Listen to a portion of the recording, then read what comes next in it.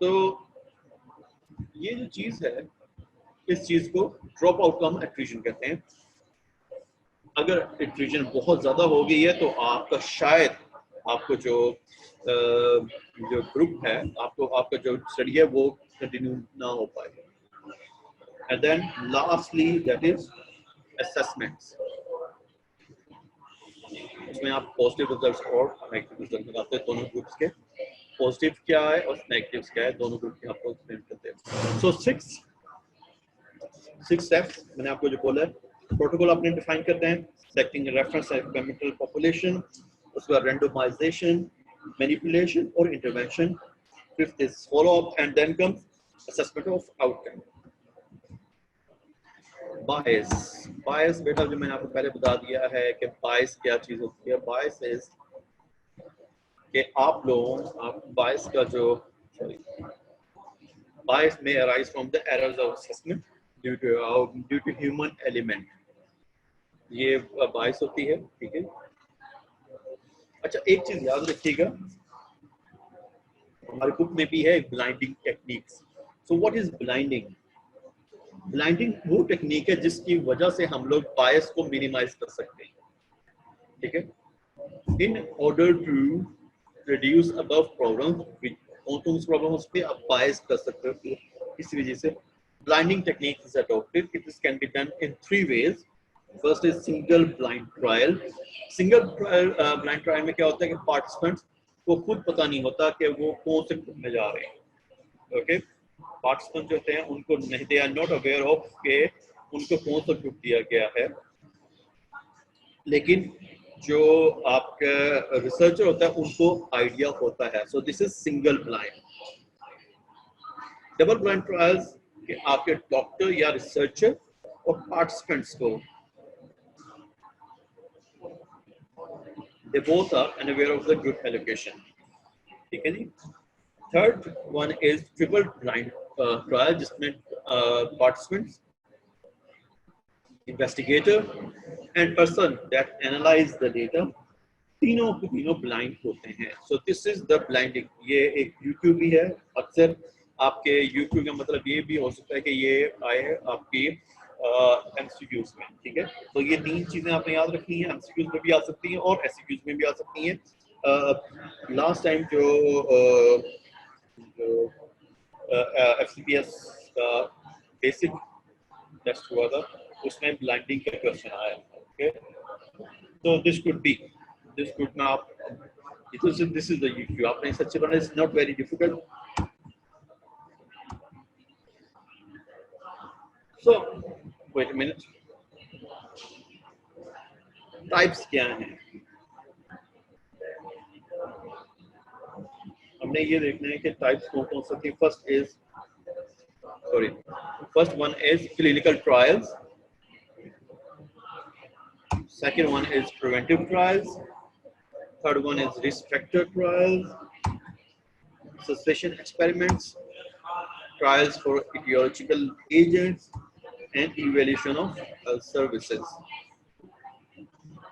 So there are 6 types of randomized control trial.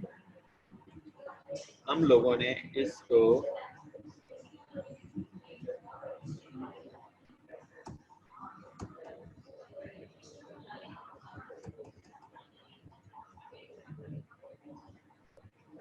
यहाँ तक ही पढ़ना था।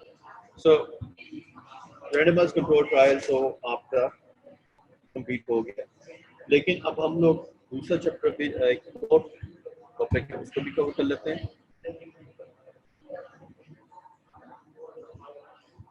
मैं let me open my second lecture इसी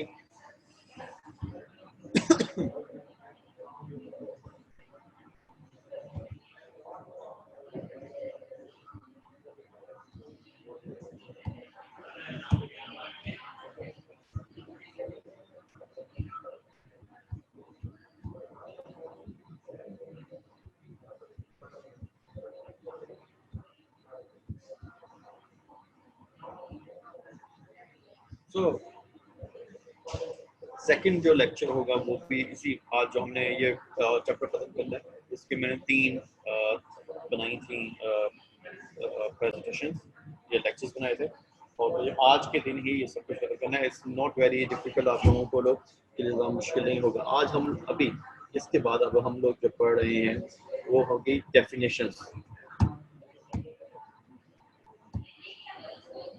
आप लोगों को पहले बता दिया था कि एपिडेमियोलॉजी की डेफिनेशन क्या है।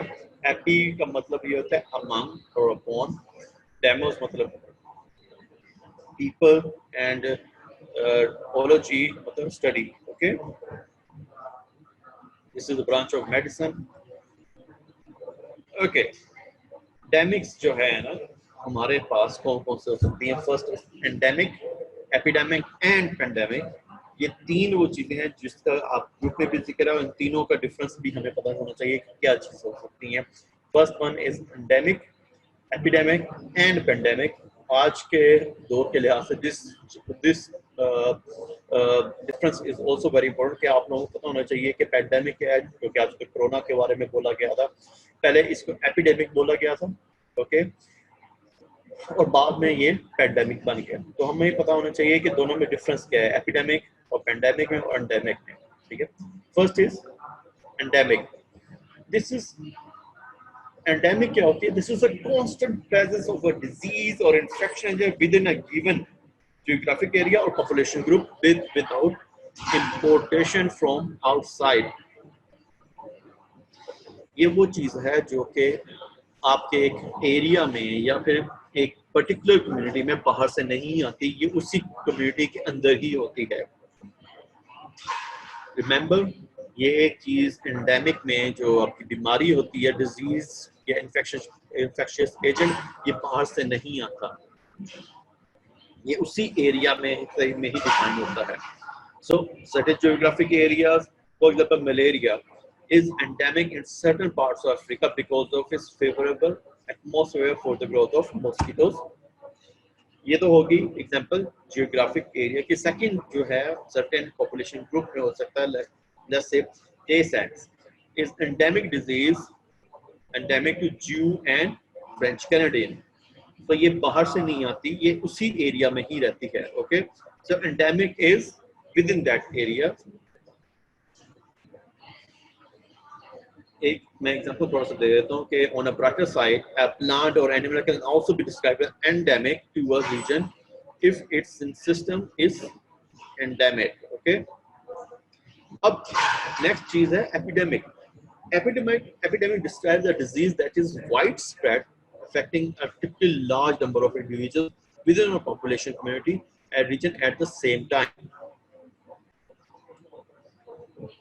The disease, however, eventually subsides. So, epidemic जो होती है, that is जो लोग है, जो हमारे एपिडेमियोलॉजिस्ट हैं, वो एपिडेमिक को ये इस तरीके से डिफाइन करते हैं कि एपिडेमिक इज द डिजीज और इन्फेक्शन जो कि आपके उस कम्युनिटी में या फिर उस रीजन में नॉर्मल हालात से ज्यादा इंसिडेंस लेकर आए, दैट इज एपिडेमिक। ठीक है, and this disease also subsides eventually with time. So this is the definition epidemic. अच्छा, अब आप ये लोग पूछेंगे एपिडेमिक और पेंडेमिक में क्या फर्क है। देखो बेटा, एपिडेमिक जो होता है वो स्टार्ट होती है एंड देन इट रिजाइड्स और सबसाइड्स। ठीक है, लेकिन एंडेमिक जो है that is the constant presence of a disease और इन्फेक्शन एजेंट। इस ग्रुप को मैंने दोबारा इस स्लाइड को और दूसरी स्लाइड दोबारा देखो। This is the constant presence of a disease. अब Tay-Sachs जो है वो पॉपुलेशन में कॉन्स्टेंटली चली आ रही है, इट डजंट सबसाइड। ठीक है, और एपिडेमिक जो है वो विद टाइम सबसाइड हो जाती है। कोरोना वायरस जब चाइना में फैला था तो उसे एपिडेमिक बोला गया क्योंकि विद टाइम उस ग्रुप में it showed a large number of patients, which means a big incidence. Examples क्या है? प्लेग जो हुआ था वो भी प्लेग ऑफ एथेंस जो हुआ था। ठीक है, the first well described emerging infection disease, जो सबसे पहले ये एपिडेमिक हुआ था, known to the history of mankind, associated with the end of golden age of Greece. Greece को इन्होंने खत्म कर दिया था। ग्रीक किसी जमाने में बहुत बड़े टेक्नोलॉजिकली दे वर एडवांस्ड, और लेकिन उनको एक खतरा करता है।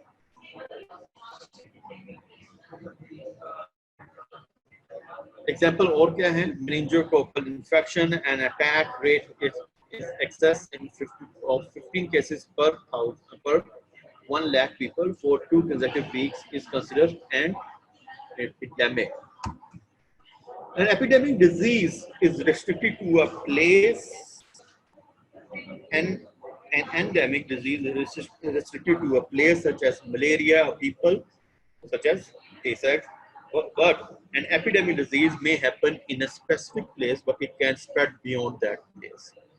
ये भी एक बहुत बड़ा important. It can spread beyond that place as asthma and AIDS. Okay. Okay. Pandemic क्या चीज होती है? Pandemic is क्या चीज होती है? जब epidemic होती है, that spreads throughout the world. Epidemic, when it spreads throughout the world, it is called a pandemic. Okay. Example, जो एग्जाम्पल थी वो तो ये थी, जब मैं जब तक ये नहीं हुआ था, कोरोना वायरस नहीं हुआ था, तब तक इन्फ्लुएंजा पैंडेमिक्स की बात कर रहे थे। लेकिन अब इस वक्त नई एग्जाम्पल जो आप लोगों के सामने है, दैट इज कोरोना पैंडेमिक। क्योंकि कोरोना पैंडेमिक जो है वो पहले एपिडेमिक थी, एक एरिया में थी, लेकिन वाइड स्प्रेड थी, और वो it was crossing the limits, और स्प्रेड करते करते जब पूरी दुनिया में फैल गई, इसे बोला गया pandemic. So now you know the difference between endemic, epidemic and pandemic.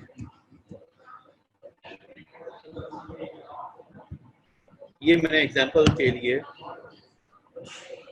आप लोगों को समझाने के लिए ये स्लाइड बनाई है। So epidemic is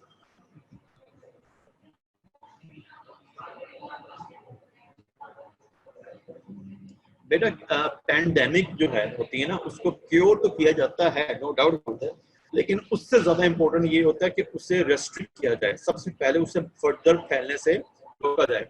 ये अरीशा खालिद ने क्वेश्चन पूछा है कि कैन पैंडेमिक बी क्योर्ड। तो बेटा एक चीज बात सुनो आपकी, क्योर करना एक अलग चीज है, प्रिवेंट करना एक अलग चीज है। मैंने आपको पहले बताया था कि प्रिवेंशन, अब मैं इस ऑफ द टॉपिक में आप लोगों से बात करूंगा कि प्रिवेंशन जो होती है वो 2-3 किस्म की होती है। फर्स्ट इज आप लोगों की प्रिवेंशन इम्यूनिटी, या तो इम्यूनिटी बूस्ट कर दो आप लोग, ठीक है, या तो होने ही ना दो।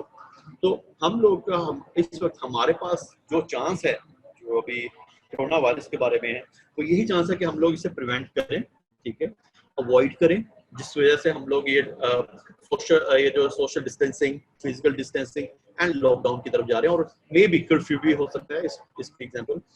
लेकिन एक और चीज है, इसका क्योर जो है, इसका क्योर अभी तक नहीं आया। क्योर के बारे में अभी तक लोग इसके बारे में बात कर रहे हैं, पूरी दुनिया में इस पे बहस हो रही है कि क्योर किस तरह लाया जा सकता है। उन्होंने डिफरेंट प्रिस्क्रिप्शन दी हैं, कुछ लोगों ने कुछ बोला है सॉरी ऑस्ट्रेलिया में जो क्योर है वो डिफरेंट हो रहा है, ठीक है। ऑस्ट्रेलिया में उन्होंने डिफरेंट मेडिसिन प्रिस्क्राइब की हैं इसके लिए। वो जो मेडिसिन उसके लिए प्रिस्क्राइब की हैं वो एंटी पैरासाइटिक है, एंटी पैरासिटिक उन्होंने प्रिस्क्राइब की हैं। अमेरिका में जो यूज करें इसको क्योर के लिए, that is anti malaria drug and anti viral drugs, इन दोनों के लिए वो कर रहे हैं। बाकी चाइना ने जो किया था, चाइना ने जो ये काम किया था, चाइना ने अभी तक मुझे नहीं पता चला कि उन्होंने किस तरह क्योर किया है। बेसिकली चाइना ने जो मुझे जो लग रहा है, उन्होंने इस चीज को सिर्फ और सिर्फ सिम्पटोमेटिकली ट्रीट किया इस चीज को। सो जो आप लोगों ने बोला है कि it can be cured, it can not be cured. अभी तक कोरोना का it can not be cured, लेकिन उसके साथ साथ जब इन्फ्लुएंजा आया था, now it can be cured. The difference, this is the difference. So this is the slide जो कि आप सब लोगों को ये एक बड़े अच्छे तरीके से समझनी चाहिए कि epidemic is restricted to one area, लेकिन यहाँ पे वाइड स्प्रेड हो रहा है। Epidemic diseases are those that can affect the large number of people in one area simultaneously, ठीक है।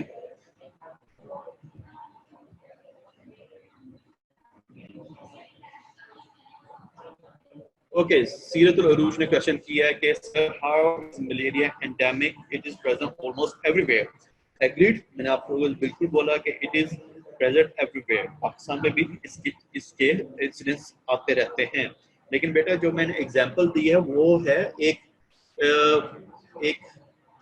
एग्जांपल है, उस चीज जो मलेरिया है उस जगह, वो जो अफ्रीका में वो जगह है वो कांस्टेंट है, वहां पे आते रहते हैं, कांस्टेंट प्रेजेंस ऑफ डिजीज है वहां पे। ओके, एंडेमिक क्या होता है? Endemic is a constant presence of disease और infectious agent in that particular area. अब लाहौर में it is not constant at all, Faisalabad में it is not constant at all. हो सकता है एक या दो केसेस आए, लेकिन ये कांस्टेंट नहीं है, यहाँ पे कॉन्स्टेंटली इंसिडेंस नहीं हो रहे। सो दिस इज द डिफरेंस, ये चीज याद रखो। मलेरिया जो है एंडेमिक उस जगह पे है, उस अफ्रीका के उन एरियाज में है जहाँ पे फेवरेबल एनवायरनमेंट है फॉर द मॉस्किटोस, तो वहाँ पे कॉन्स्टेंटली वहाँ पे ये आता रहता है। ठीक है, so this is that thing. ठीक है, लेकिन पाकिस्तान में ये, पाकिस्तान में जो इसके केसेस आते हैं दे आर हैजर्ड। अभी मैं इस चीज एक और एग्जांपल दूंगा आपको, आप अगर इसको थोड़ा सा समझो।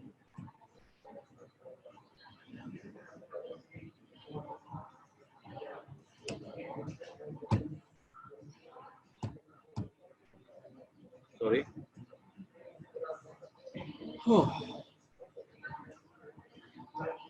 ये पिक्चर आप समझ लो, आप सब लोगों के लिए पिक्चर समझने के लिए जरूरी है, ये आप एक मतलब समझ लो। दिस इज द डिफरेंस जो कि हम बता रहे हैं। सो एंडेमिक, फर्स्ट ऑफ ऑल हम एंडेमिक को देखते हैं। ए, दिस इज पिक्चर ए। सो आपने ये देखा कि दिस इज प्रेजेंट डिफरेंट जगहों पे है, ठीक है, लेकिन this is not wide spread. ठीक है, एपिडेमिक जो है वो एक पर्टिकुलर एरिया में है, ठीक है, but it is wide spread. ठीक है, अब पैंडेमिक जो है डी पे आ जाओ आप, डी में है कि वो एरियाज में, अब वो एरियाज में वाइड स्प्रेड है, लेकिन पूरे एरियाज में, सब हर जगह, होल ऑफ द वर्ल्ड। तो वो यहां से भी हर जगह पे एपिडेमिक है, हर जगह फैली हुई है। ठीक है, तो दिस इज द डिफरेंस। ये आप लोगों को ये थोड़ी समझने के लिए, I hope I am getting clear to all of you. आप सब लोग इस चीज को समझ रहे होंगे कि ये किस तरह हो सकता है। सीरत, अगर आपको समझ रहे हो तो मैं बता दो, अगर नहीं समझ रहे फिर भी मैं इसको दोबारा आपको एक्सप्लेन कर दूंगा, डोंट वरी अबाउट दैट। एक बच्चे को, अगर एक बच्चे को समझ नहीं है तो I would follow.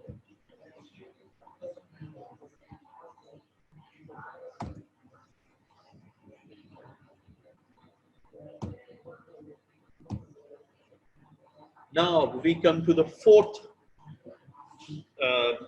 type of spread of disease, that is sporadic. Sporadic का मतलब ये होता है scattered about. These cases, the cases irregularly, haphazardly, from time to time, and generally infrequently. So अब सीरत जो आपने कहा था, wait a minute, Uma Aslam का क्वेश्चन है, सर पैंडेमिक कंडीशन को ये कह सकते हैं कि it's spread from one person to another, जैसे कि कोरोना। या ऑफ कोर्स यही तो बात है, आप लोगों ने जो बात बोली कि it is spread, it is wide spread, one person to another person, it is wide spread. Pandemic और एपिडेमिक भी, बेटा एपिडेमिक भी जो है ना वो भी वाइड स्प्रेड है। I mean one person to another person, that is communicable. देखिए जो भी डिजीज एक, देखिए ये this is the nature of disease जो हम लोग पढ़ रहे हैं, दैट इज स्प्रेड। हम लोग इस स्प्रेड को पढ़ रहे हैं कि वो डिजीज किस तरीके से स्प्रेड हो रही है। अब जो एक दूसरी चीज है जो आपने बोला है कि one person to another person, that is transmission. कि बेटा ये ट्रांसमिशन है कि एक बंदे से दूसरे बंदे में जा रही है। देखिए एपिडेमिक भी है, एपिडेमिक भी है, वो भी ट्रांसमिशन के थ्रू ही जा रही होती है। ठीक है, अच्छा एक और चीज यहाँ पर समझने की जरूरत है कि it could be communicable, it could be non communicable. ठीक है, अब आपने हुमा ने जो क्वेश्चन किया उसकी एग्जांपल मैं बताता हूँ कि आपको मैंने बताया था कि लंदन में एक जगह पे कॉलरा की जो एपिडेमिक फैला था, उसका सोर्स जो था, उसका सोर्स था कि वहां पे एक सूरज था, एक पंप था जहां पे सब लोग पानी पीते थे, और वो पानी जो था दैट वाज पोल्यूटेड, और उस पानी की पीने की वजह से उस एरिया में एपिडेमिक फैल गया। सो वो जो पैंडेमिक, वो एपिडेमिक था, वो जो एपिडेमिक था दैट वाज नॉट स्प्रेड, वो जो स्प्रेड था वो one person to another person नहीं था, वो स्प्रेड था एक ही जगह से गंदा या क्या कह सकते हैं, गंदा पानी पीने से ही था, ठीक है, या पोल्यूटेड पानी पीने से या पोल्यूटेड गजा इस्तेमाल करने से था। सो वो ट्रांसमिशन जो है वो कम्युनिकेबल जो है वो मैन टू मैन नहीं था, ठीक है, वो एनवायरमेंट टू मैन था, ठीक है। सो ये चीजें आप समझो, डिफरेंस डिफरेंस समझो कि one two one person another person, this is transmission. जो स्प्रेड है, जो स्प्रेड है इन इन पर्टिकुलर एरिया, उसको हम डिफाइन करना चाहते हैं कि वो एपिडेमिक है, एंडेमिक है, या फिर what is it, epidemic pandemic है, या फिर एंडेमिक है। Okay, so next case is जो स्पोरेडिक है। तो ये अभी क्वेश्चन जो पूछा था, I think I guess it was Seerat, या सीरत ने पूछा था कि मलेरिया जो है वो ऑलमोस्ट एवरीवेयर है, ठीक है। तो बेटा मलेरिया जो है ना, मलेरिया वो पाकिस्तान में स्पोरेडिक है, कि इनके इसके केसेस पाकिस्तान में जो इरेगुलर फैशन में आ रहे होते हैं, कभी कोई कहाँ से उठ के आ रहा है, कभी कोई कहाँ से उठ के आ रहा है, कोई कहाँ से उठ के आ रहा है। So there is a difference, this is the difference कि आप लोग ये थोड़ी चीज को थोड़ा समझ लो कि मलेरिया जो है वो स्पोरेडिक भी हो सकता है कहीं पे, और कहीं पे एंडेमिक भी हो सकता है। Okay okay?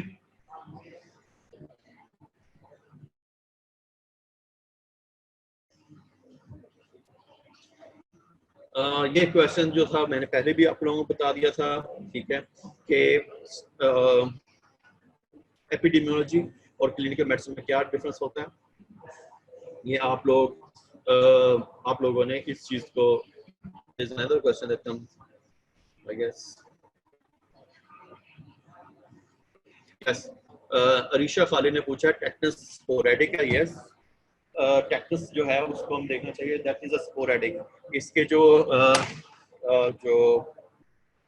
केसेस हैं वो डिफरेंट जगहों पे आ रहे होते हैं, कहीं कभी कहीं से आ रहा है, कभी कहीं से आ रहा है, कभी कहीं से आ रहा है, लेकिन it is not restricted to one place only, so it cannot be epidemic, it cannot be endemic, ठीक है, and it can not be pandemic, क्योंकि पैंडेमिक ये होता है कि वाइड स्प्रेड, एपिडेमिक जो है वो वाइड स्प्रेडली फॉलो कर रही होती है पूरी दुनिया में, ठीक है।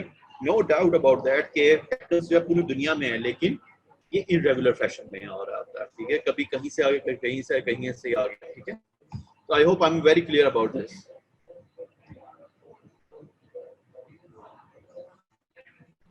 Okay, there is another question sir, मतलब डिफरेंस ये है कि एक जगह कांस्टेंट है और एक जगह नहीं है कांस्टेंट। बेटा जो मैंने आपको बोला है कि एंडेमिक जो है, एंडेमिक इज कांस्टेंट, वो उस जगह या उस कम्युनिटी में हमेशा रहेगा, ठीक है। एपिडेमिक जो है वो एक जगह में, वो जिसे कहते हैं वबा फूट पड़ी, वबा फूट पड़ी, दैट इज एपिडेमिक, क्योंकि वहां पे वाइड स्प्रेड हुआ है, ठीक है, और अचानक ही केसेस नहीं, बहुत ज्यादा केसेस आना शुरू हो गए, अचानक ही ज्यादा केसेस आना या यूजुअल नंबर से ज्यादा केसेस आ जाना, उसको एपिडेमिक बोलते हैं, ठीक है। और वही एपिडेमिक पूरी दुनिया में फैल जाए तो that is what, that is a pandemic. So I hope I am very clear about this, ठीक है, ये आप लोगों ने पढ़ना है।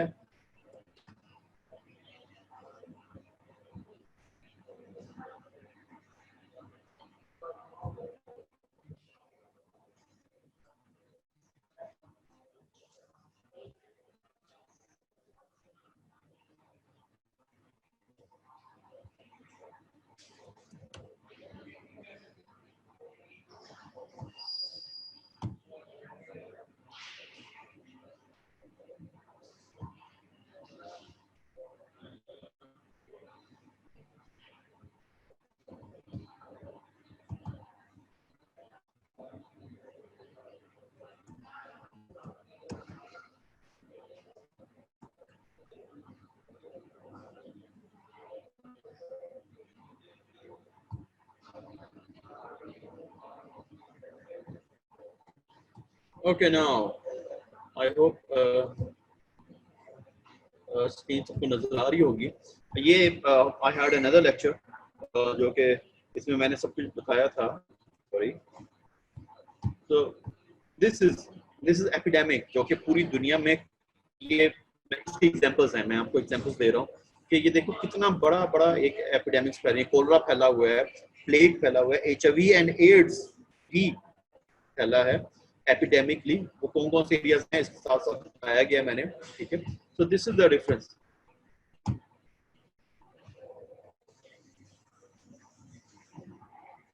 ओके, एक और चीज, this is very important definition. Index case क्या होता है? इंडेक्स केस बेटा ये आप लोगों के लिए जो है यहाँ पे बुक में तो नहीं दिया गया, लेकिन I am sharing it just because of कि आप लोगों को पता होना चाहिए कि इंडेक्स केस क्या होता है। इंडेक्स केस को असल में पेशेंट जीरो भी बोलते हैं। पेशेंट जीरो, इस चीज का मतलब आप समझ लो कि पेशेंट जीरो क्या होता है या इंडेक्स केस क्या होता है। देखो कोई भी एपिडेमिक या पैंडेमिक कहीं पे जहाँ फैलती है, उसका सबसे पहला रिपोर्टेड केस, सबसे पहला जिसकी वजह से हो सकता है उस बंदे से दूसरे बंदे को फैली हो, ठीक है, उसको पेशेंट जीरो या फिर इंडेक्स केस भी कहते हैं। अब आप लोग ये पूछोगे कि कोरोना वायरस का भी इंडेक्स केस होगा या पेशेंट जीरो होगा? I am talking about current scenario जो कि आजकल हमारे पास फैला हुआ है। तो यस, उसका पहला केस भी था, उसका पहला केस जो रिपोर्ट हुआ था वो भी था, और इन लोगों ने उसको ट्रेस भी किया है। China is is is a very technologically advanced country. उन्होंने इस हद तक गए थे कि उन्होंने ट्रेस करते हुए मैपिंग के थ्रू कि सबसे पहला केस कौन सा था भाई, कि सबसे पहला कोरोना पेशेंट कौन बना, वो उन्होंने फाइंड कर दिया था। Okay, so that was a woman actually, जो कि सुनने में आ रहा है, जो मैंने लिटरेचर में पढ़ा है। That was a woman who actually in in a say a live market of Wuhan city. Wuhan city जहाँ से ये फैला है वहाँ की लाइव मार्केट थी। लाइव मार्केट का मतलब ये होता है जहाँ पे जिंदा जानवर लाए जाते हैं। उस मार्केट में उन्होंने उस खातून का ट्रेस ट्रेस किया था through genetic analysis and through mapping और ट्रेसिंग, उन्होंने ट्रेस किया था। ओके, ये आपको पढ़ने की जरूरत नहीं है। ओके,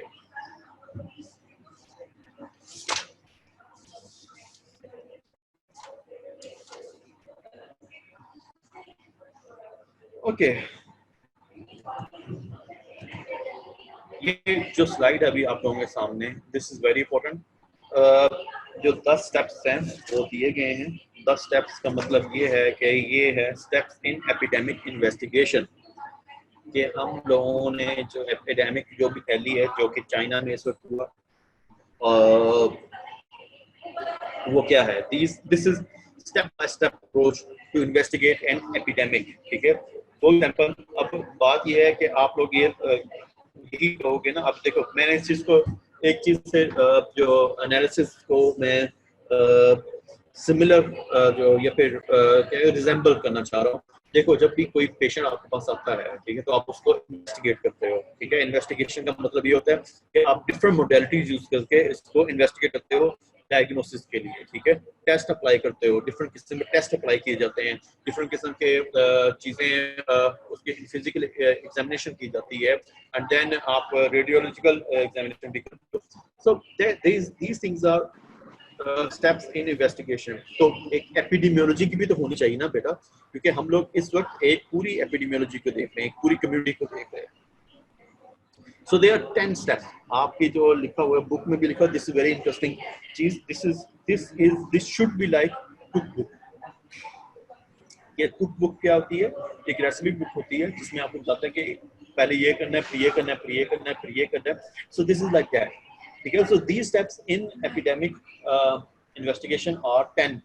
ये जो 10 दिए गए हैं स्टेप्स वो ये हैं: वेरिफिकेशन ऑफ डायग्नोसिस, आपने डायग्नोसिस को वेरीफाई करना है, confirmation of existence of an epidemic, पहले आपने ये कंफर्म करना है कि आया ये एपिडेमिक है या नहीं है। और एपिडेमिक को कंफर्म करने के लिए क्या किया जाता है वो मैंने आपको पहले बता दिया था कि किसी भी एरिया में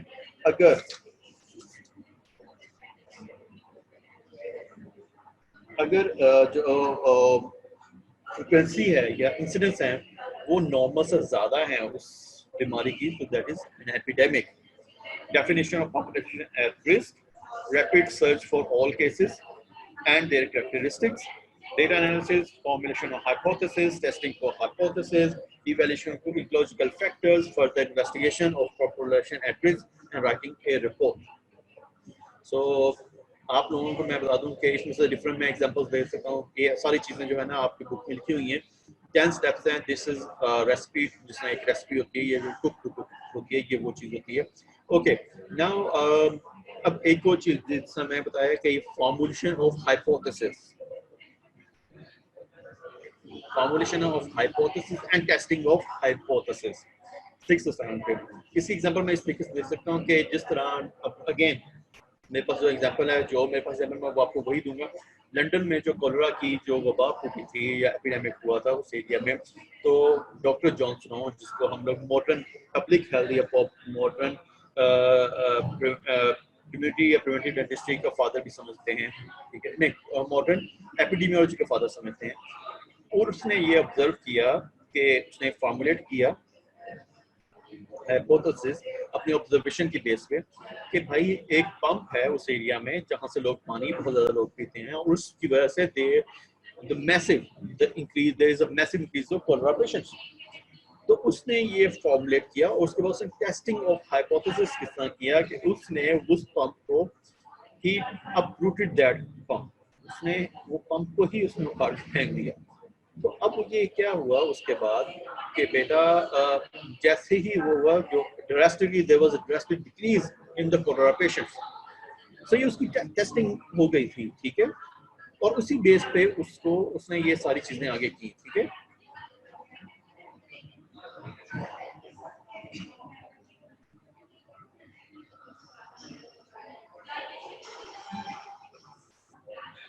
ओके, जिसमें मैंने आपको पहले बोला था how to confirm that it is an epidemic. It is done by comparing the number of cases with disease frequency during the same period of previous years. आपने ये देखना है कि आया कि यहाँ पे इस वक्त नंबर ऑफ केसेस जो हैं वो ज्यादा हैं एज कम्पेयर टू अदर्स, क्योंकि इंसिडेंस रेगुलरली ज्यादा होती हैं। कोरोना पेशेंट्स मैंने आपको पहले बता दिया, ये भी इस तरह के case. So this is that is all I guess.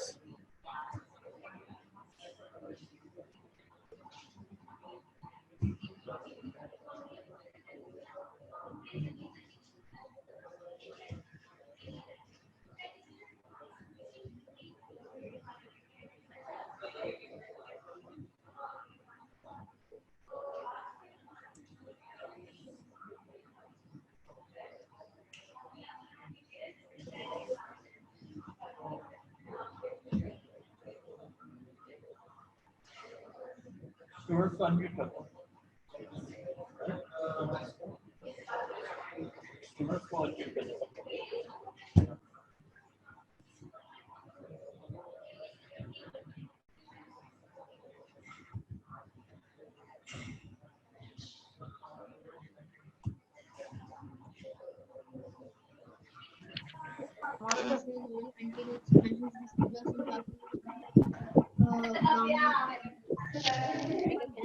Fare ciao.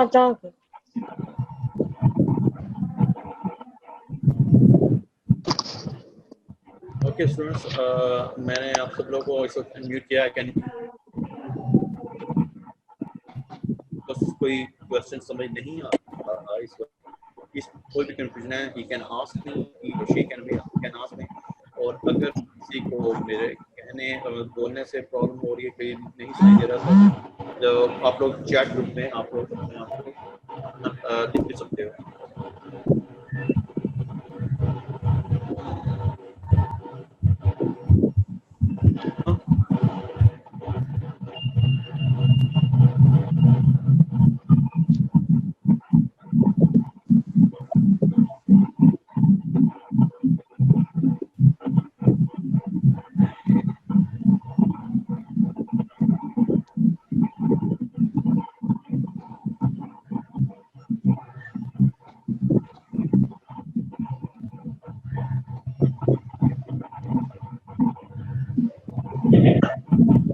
Any questions?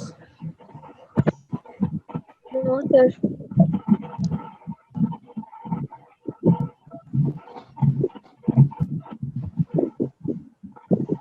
Students को म्यूट कर देना.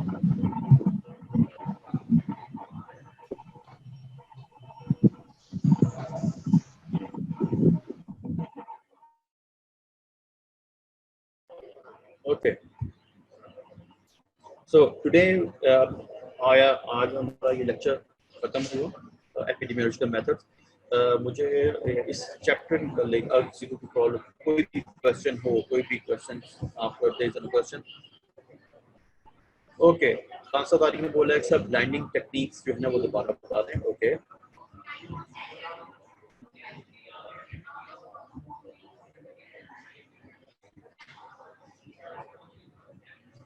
तो थोड़ा सा वेट करो. Let me open that slide.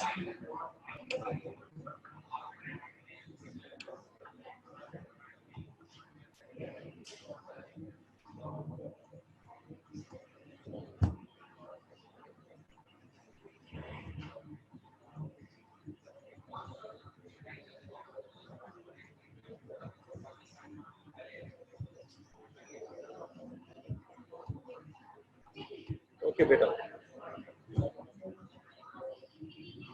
I hope आप लोगों के सामने ये स्क्रीन नजर आ रही होगी. ठीक है बेटा, ब्रांडिंग एक टेक्निक है. उस टेक्निक के मुताबिक हम लोग जो होते हैं, जो बायस को कम करने के लिए या किसी भी किस्म को प्रॉब्लम को कम करने के लिए जो कि उसमें आ रही होती है वो अपनाते हैं. अच्छा, उसमें ये होता है कि it can be done by 3 ways. First is single blind, second is double blind and third one is triple blind. First single blind में क्या होता है कि जो पार्टिसिपेंट होते हैं उनको पता नहीं होता कि वो कौन से ग्रुप में जाएंगे. ठीक है, लेकिन बाकी लोगों को पता होता है. बाकी लोग कौन हो गए? आपका डॉक्टर या फिर इन्वेस्टिगेटर, और third one is data analysis person. ठीक है, आपके जो पार्टिसिपेंट्स हैं बट उन दे डोंट नो, उनको नहीं पता होता कि वो कौन से ग्रुप में है, या वो कंट्रोल ग्रुप में है या फिर दे आर इन एक्सपेरिमेंट. ठीक है, इस एग्जांपल में देता हूँ कि आप लोग ये देखो कि अगर हम ये देखना चाहें कि एक ग्रुप है, देखिए अगर हम लोग एक्सपेरिमेंट आरसीडी करना चाहते हैं ऑन द इफेक्ट्स ऑफ मिसवाक ऑन ओरल हाइजीन, मिसवाक ओरल हाइजीन पे, तो हम लोगों ने सबसे पहले ये करना है कि कंट्रोल ग्रुप चूज करना है और एक्सपेरिमेंटल ग्रुप चूज करना है.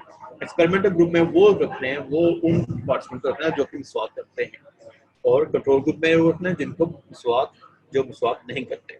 लेकिन उनको पता नहीं होगा कि हम लोगों को कंट्रोल ग्रुप में रखा गया है या फिर हम लोगों को एक्सपेरिमेंटल ग्रुप में रखा गया. सो this is single blind technique. Double blind में ये होता है कि आपके इन्वेस्टिगेटर को भी नहीं पता होता, आपके डॉक्टर को भी नहीं पता होता कि भाई वो कहाँ पे हैं, कौन से इन्वेस्टिगेटर कौन से ग्रुप पे हैं. This is done by computer. आपकी जो ब्लाइंड टेक्निक है, ट्रायल्स जो हैं वो कंप्यूटर की वजह से हो रहे होते हैं. थर्ड वन इज के जो अब ट्रिपल ब्लाइंड है उसमें होता है participants, investigator and the person analyzing the data, all of them are blind. So this is called triple blind technique. I hope I'm clear about this. कौन सा अगर आपको समझ लगती है तो मैं बता दो, अगर नहीं समझ तो I will explain it again.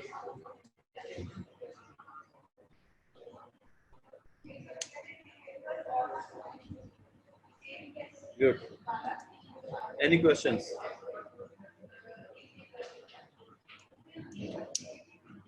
How are the classes going? आप लोगों को कैसे चल रही है क्लासेस में? आप लोगों से पूछना, ऑनलाइन क्लासेस की एक फीडबैक लेना चाह रहा हूँ कि कैसे चल रही हैं आप लोगों की क्लासेस.